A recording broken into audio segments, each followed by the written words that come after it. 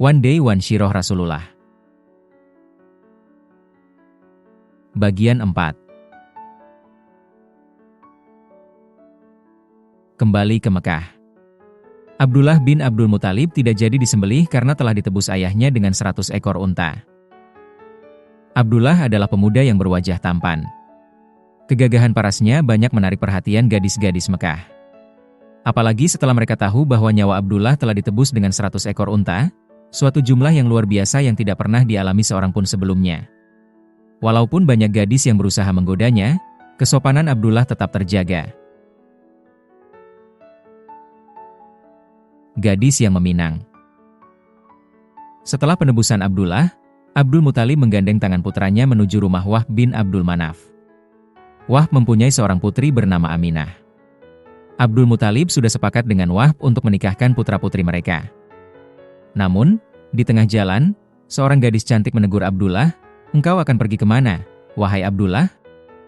"Aku akan pergi bersama ayahku."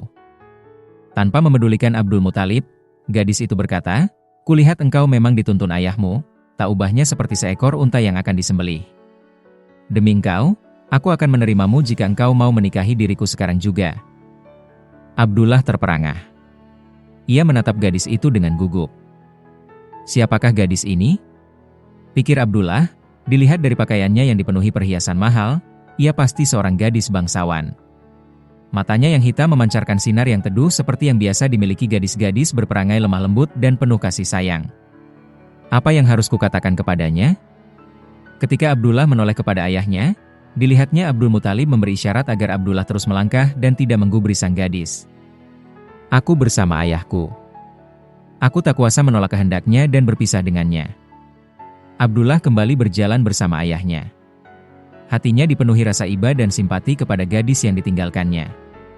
Hari itu juga, Abdul Muthalib datang ke rumah Wahb bin Abdul Manaf. Mereka sepakat menjodohkan Abdullah dengan Aminah.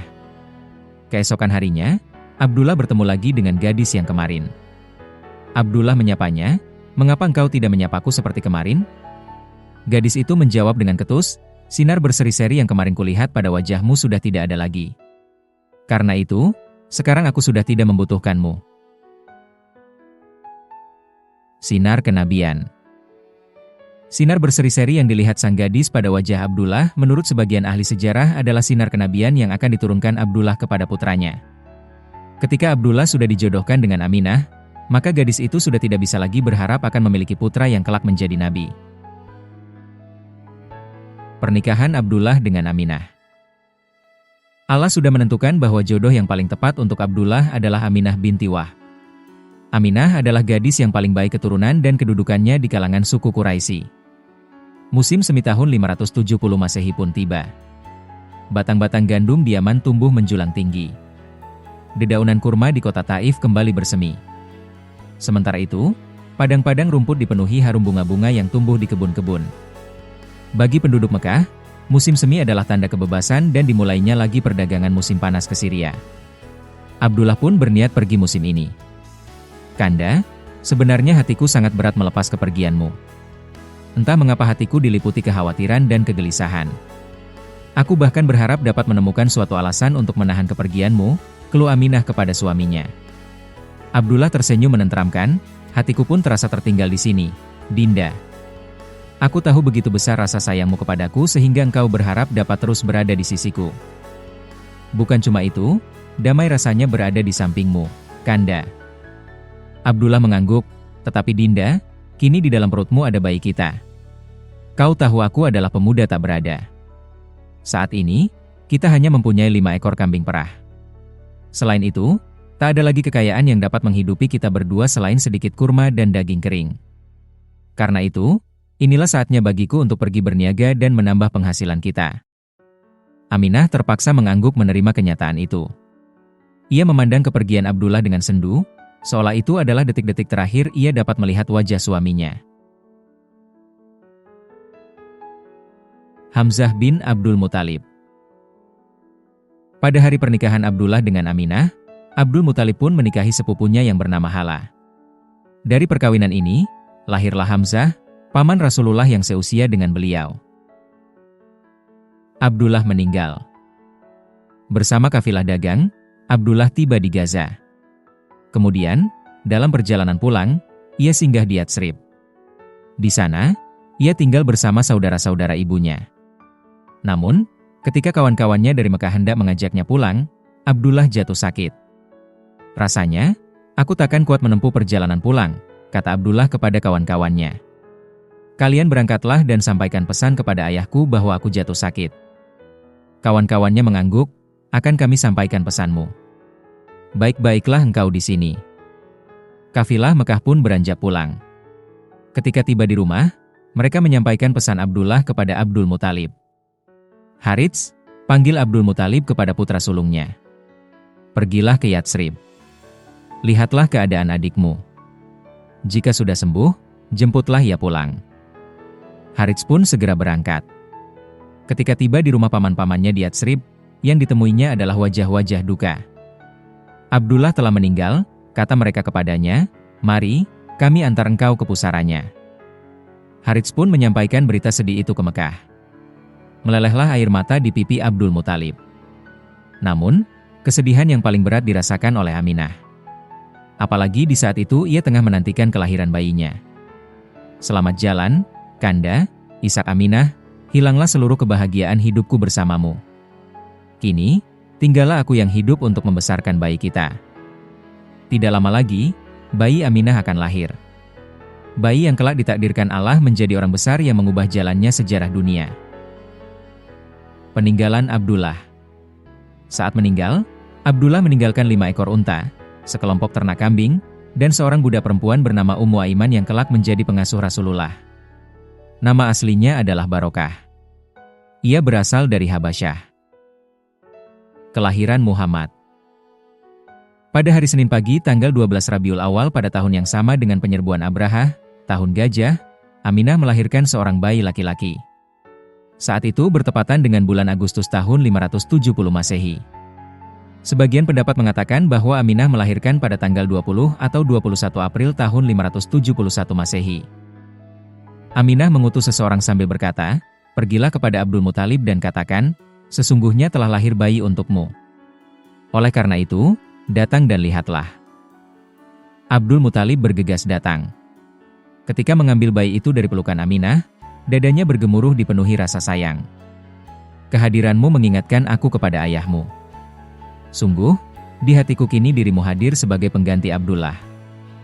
Dengan penuh rasa syukur, orang tua itu menggendong cucunya bertawaf, mengelilingi Ka'bah. Kali ini tidak kepada berhala, tetapi kepada Allah. Abdul Muthalib berdoa dan bersyukur. "Aku memberimu nama Muhammad," kata Abdul Muthalib. Muhammad berarti terpuji, sebuah nama yang tidak umum di kalangan masyarakat Arab, tetapi cukup dikenal. Kemudian, ia memerintahkan orang untuk menyembelih unta dan mengundang makan masyarakat Quraisy. "Siapa nama putra Abdullah, cucumu itu?" tanya seseorang kepada Abdul Muthalib. "Muhammad." "Mengapa tidak engkau beri nama dengan nama nenek moyang kita?" "Kuinginkan ia menjadi orang yang terpuji, bagi Tuhan di langit dan bagi makhluknya di bumi," jawab Abdul Muthalib. Cahaya Aminah. Ketika Aminah mengandung Nabi Muhammad, ia melihat seberkas sinar keluar dari perutnya dan dengan sinar tersebut ia melihat istana-istana Busra di Syam. Saat itu di kalangan bangsawan Arab sudah berlaku tradisi yang baik, yakni mereka mencari wanita-wanita desa yang bisa menyusui anak-anaknya.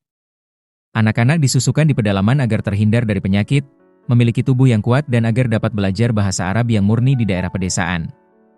Tidak lama kemudian ke Mekah datanglah serombongan wanita dari kabilah Bani Sa'ed mencari bayi untuk disusui.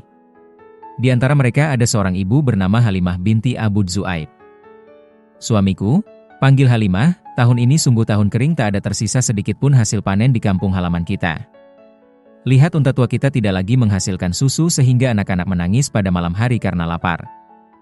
Semoga kita mendapat bayi seorang bangsawan kaya yang dapat memberi kita upah yang layak untuk menanggulangi kesengsaraan ini," jawab sang suami. Namun harapan mereka tak terkabul, hampir semua bayi bangsawan kaya telah diambil oleh teman-teman serombongan mereka. Hanya ada satu bayi dalam gendongan ibunya yang mereka temui. "Namanya Muhammad," kata Aminah kepada pasangan tersebut, "ia anak yatim tinggal aku dan kakeknya yang merawatnya." Halimah dan suaminya, Al-Harits bin Abdul Uzza saling berpandangan. Mereka enggan menerima anak yatim karena tidak ada ayah yang dapat memberi mereka upah yang layak. Pasangan tersebut menggeleng dan pergi mencari bayi lain. Aminah memandangi bayi dalam dekapannya dengan sendu. Setiap wanita Bani saat yang mendapat tawaran untuk menyusui Muhammad, selalu menolaknya karena anak yatim. Suwaibah. Sebelum kedatangan para wanita Bani Sa'ed, Muhammad disusui Suwaibah, budak perempuan Abu Lahab. Hanya beberapa hari Muhammad disusui oleh Suwaibah. Akan tetapi, di kemudian hari, di sepanjang hidupnya Muhammad selalu memperlakukan Suwaibah dengan baik. Halimah. Ketika Halimah dan Harits kembali ke rombongan, mereka melihat semua kawan mereka telah mendapatkan bayi untuk dibawa pulang dan disusui. Melihat itu, Halimah berkata kepada suaminya, "Demi Allah, aku tak ingin mereka melihatku pulang tanpa membawa bayi.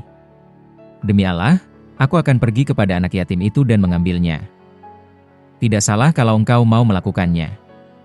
Semoga Allah memberi kita keberkahan melalui anak yatim tersebut." Akhirnya Halimah dan suaminya kembali menemui Aminah dan membawa Muhammad ke dusun mereka. Aminah melepas bayinya itu dengan perasaan lega bercampur sedih. Lega karena akhirnya ada yang mengasuh Muhammad, sedih karena harus berpisah dengannya selama 2 tahun ke depan. "Pergilah, nak. Ibu menunggumu di sini," bisik Aminah dengan pipi yang hangat dialiri air mata. Tatkala menggendong Muhammad, Halimah keheranan, "Aku tidak merasa repot membawanya, seakan-akan tidak bertambah beban." Kemudian, Halimah menyusui Muhammad. "Lihat, bayi ini menyusu dengan lahap," kata Halimah kepada suaminya. Setelah menyusui Muhammad, Halimah menyusui bayinya sendiri. Bayi itu juga menyusu dengan lahap.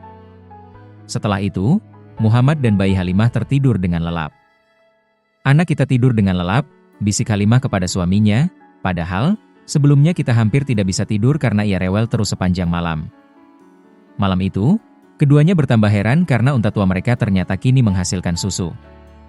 "Engkau tahu, Halimah, sebelum ini unta tua kita tidak menghasilkan susu setetes pun," gumam Harits.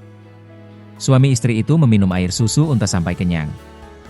"Malam ini benar-benar malam yang indah," kata Halimah kepada Harits, "bayi kita tertidur lelap dan kita pun bisa beristirahat dengan perut kenyang. Demi Allah, tahukah engkau Halimah, engkau telah mengambil anak yang penuh berkah. Demi Allah, aku pun berharap demikian." Wa'allahu alam bishawab. Jikalau video ini bermanfaat, silahkan di-share. Dan jangan lupa tinggalkan saran di kolom komentar agar channel ini lebih baik.